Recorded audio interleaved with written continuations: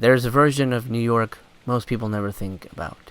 Not the skyline, not the overly crowded Times Square, but the stretches of road where the lights thin out, where forests close in, and the dark feels heavier, and where the spooky stories don't really sound like make-believe anymore.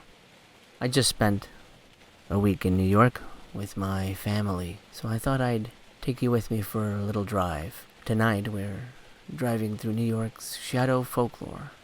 Settle in to the passenger seat and make sure your seatbelt's fastened tight tonight as we discuss 5 of New York's most interesting cryptids. Did you hear the one about the Montauk Monster? In July of 2008, a body washed ashore near Montauk Point. No fur, exposed teeth, a long beak-like jaw, and hairless skin. Photos spread. Debates followed. Locals didn't know what it was, but the thing about Montauk, it already had a reputation, and the locals didn't seem surprised.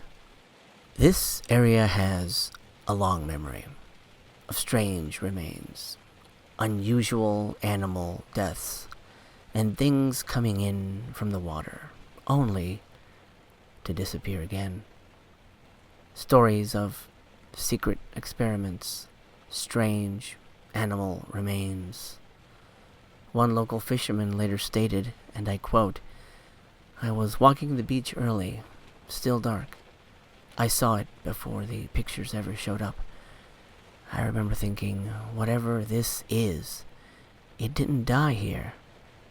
It came from somewhere else."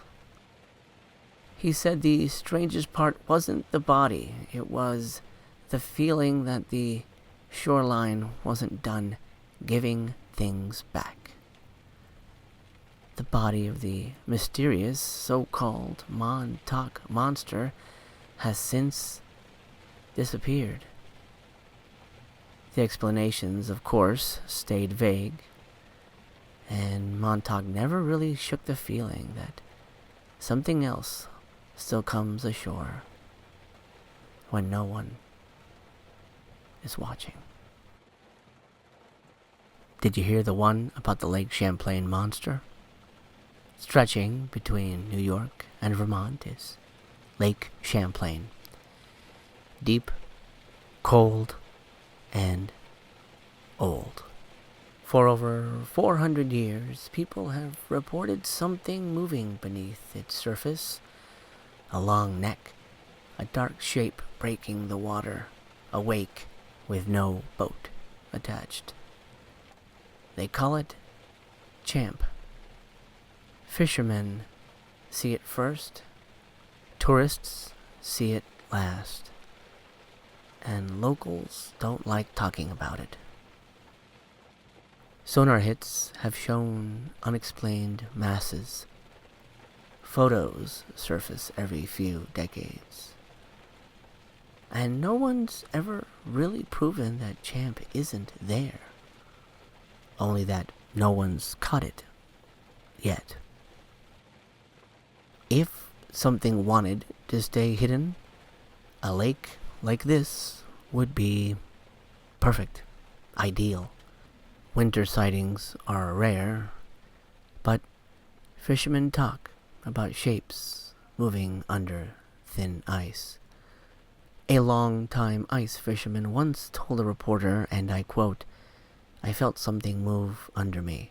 Not cracking ice, movement, like a slow roll. The hole I drilled started rippling." End quote. He packed up immediately, as I would. I'm sure you would as well. He didn't run. He didn't look back. He said whatever was below him didn't feel panicked. It felt deliberate. Champ is still out there, and maybe we'll run into him one of these days. Now, did you hear the one about the Hudson Valley creatures? The Hudson Valley is known for UFOs. In fact, I have a great story about that. However, I'll save that for our next drive together. But what gets less attention are the things seen after the lights disappear. You see, the Hudson Valley feels different in winter. Trees stripped bare, fields frozen solid, roads cutting through immaculate silence.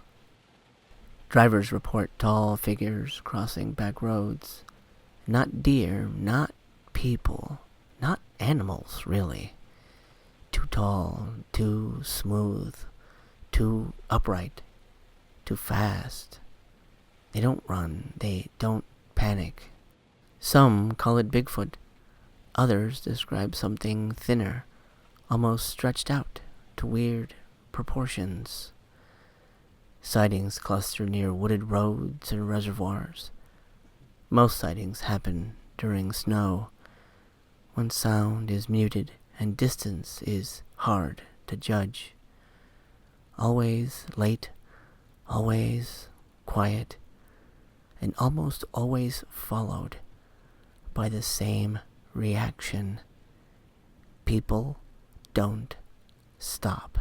They slow down, they grip the wheel, and they wait for whatever it was to disappear into the trees.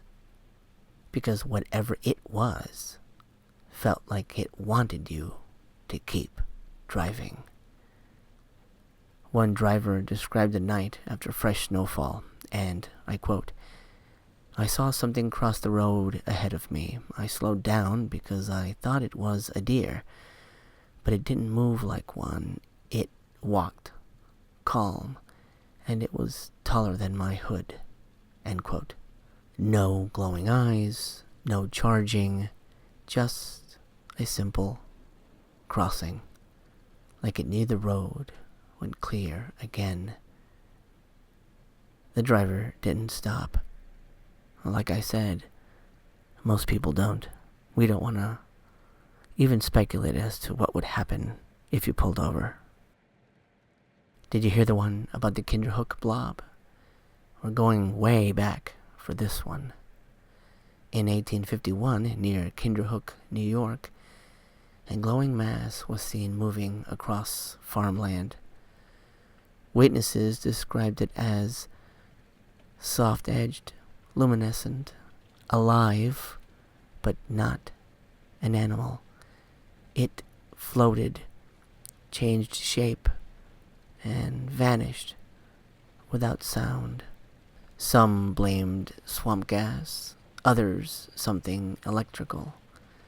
But accounts say it reacted when people approached, not attacking, not fleeing, observing.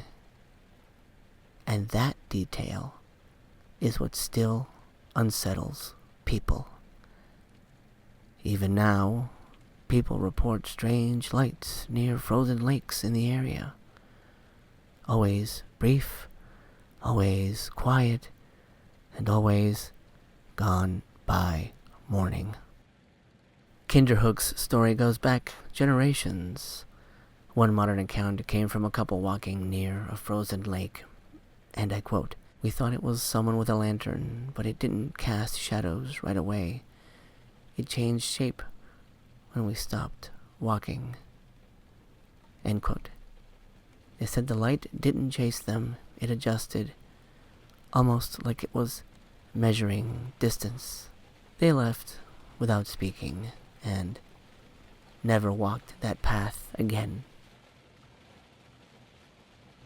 Did you hear the one about the New York sewer gators?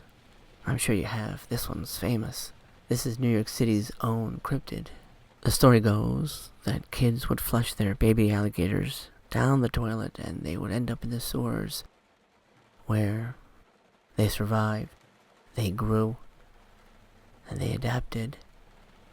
Sure, it's the plot to the great 80s monster movie Alligator, and most people laugh at the concept in real life. Until you hear about maintenance workers refusing certain tunnels, or reports of eyes reflecting light in a way that doesn't fit any other animal. New York's underground is vast, old, and barely mapped in places. Cities have a way of hiding things we don't want to think about, especially in the cold. Winter drives things underground. Heat rises, steam pours from manholes, and the city breathes. The sewer gator legend persists because winter makes it plausible. Warm tunnels, constant water, miles of quiet darkness. Maintenance workers still talk about sounds that don't belong, shapes that move in bizarre ways and are gone before you know it. A former city worker once described a tunnel inspection, and I quote, "I heard splashing behind me, too heavy for rats. When my light hit the water, it stopped, like it knew I was watching." End quote. Nothing attacked, nothing surfaced, but he said the silence afterward felt intentional, like something was hunting him. He requested reassignment shortly after that, as I certainly would have as well. There are more stories, and one of these drives will dig back into the treasure trove of New York cryptids. But why does New York have so many monsters? I think for me, the fact is that New York isn't just crowded, it's layered. Cryptids thrive in places where people don't look long enough. And New York moves too fast to notice what's watching from the trees or the sewers. So next time you're on a New York back road and something crosses too smoothly to be an animal, don't slam the brakes. Don't lean out the window. Just keep driving.